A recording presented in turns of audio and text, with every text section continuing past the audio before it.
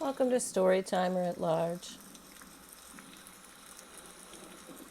Sherry Gordon and Theresa Hall.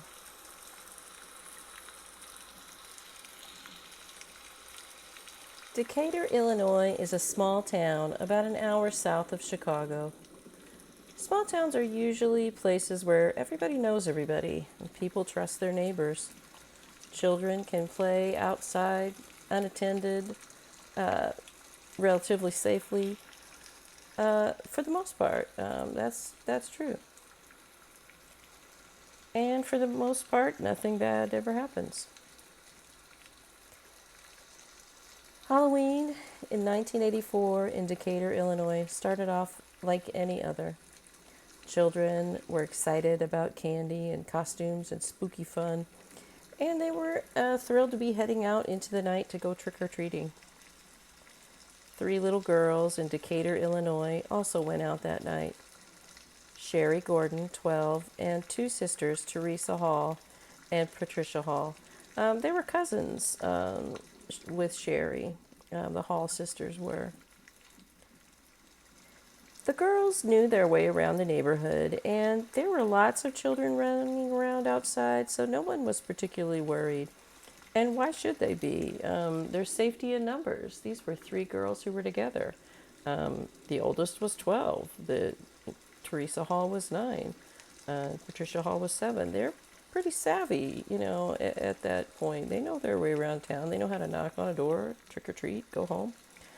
And Decatur was a safe little town. In 1984, the sex offender registry was not yet established. It was impossible to know which of your neighbors could be a potential danger to your children.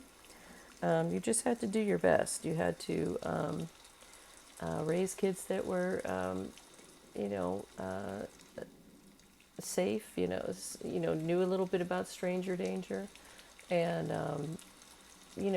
anyone would have sent their kids out. You're thinking of that safety in numbers thing. I'm sure.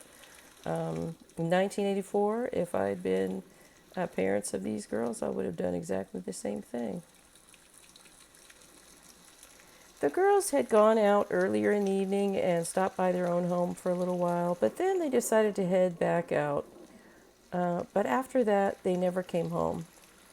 Their parents and the police and neighbors searched through the night, but there was no sign of the three girls. On All Saints' Day, November 1st, there was still no clue as to what had happened.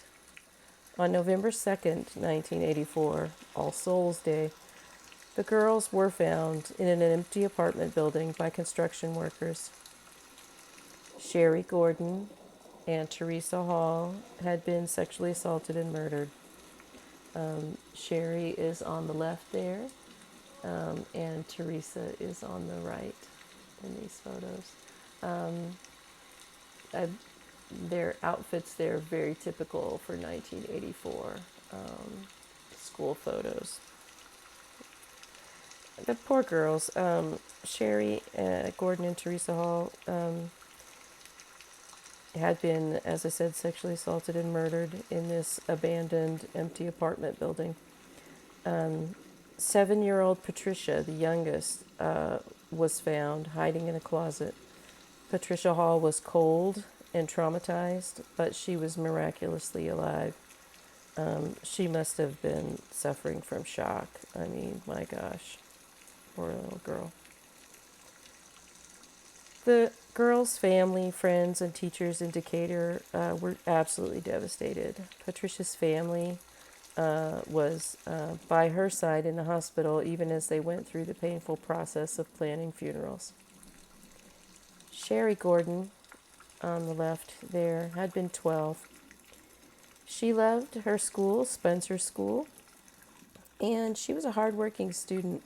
She had recently transferred from Washington School, she had recently transferred to Benjamin Franklin Elementary School from Spencer School, and already she was had earned a reputation as a hardworking student, a good student. She was well liked by classmates. Theresa Hall on the right there. also loved her class and was a dedicated student. She had recently transferred from Washington School to Benjamin Franklin School as well. Investigators worked on this murder case, but no suspects stood out. Evidence was collected and preserved, but over the years, the case simply went cold. In 2009, though, DNA testing of the girl's clothing made it possible to identify a suspect. Melvin Johnson had been 25 in 1984.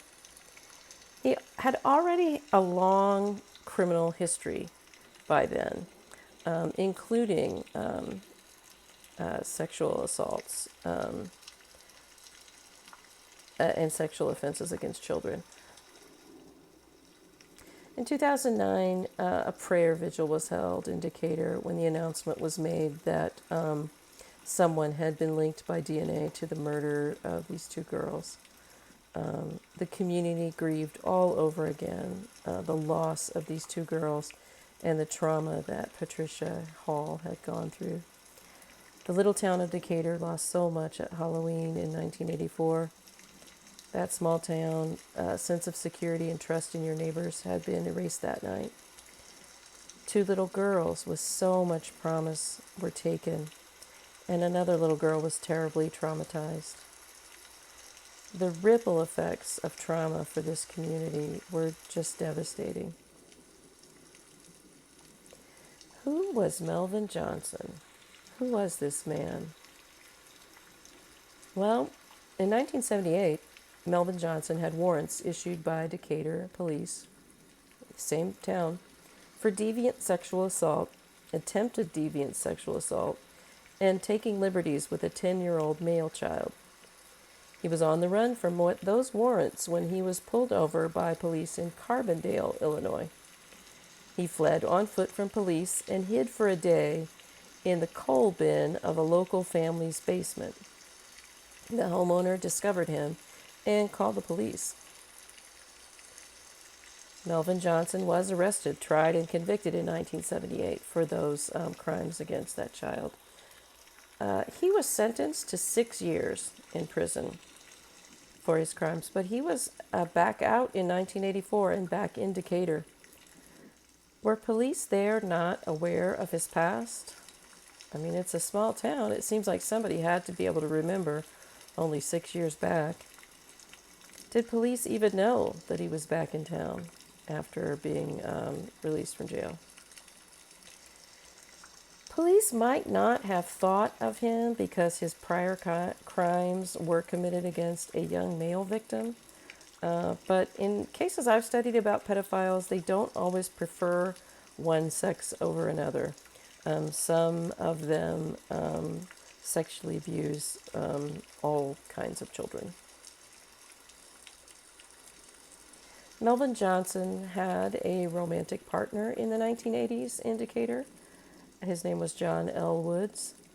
He was murdered in 1988, only 4 years after these two young girls here, Sherry Gordon and Theresa Hall, were murdered. It is believed now that Melvin Johnson was his killer as well.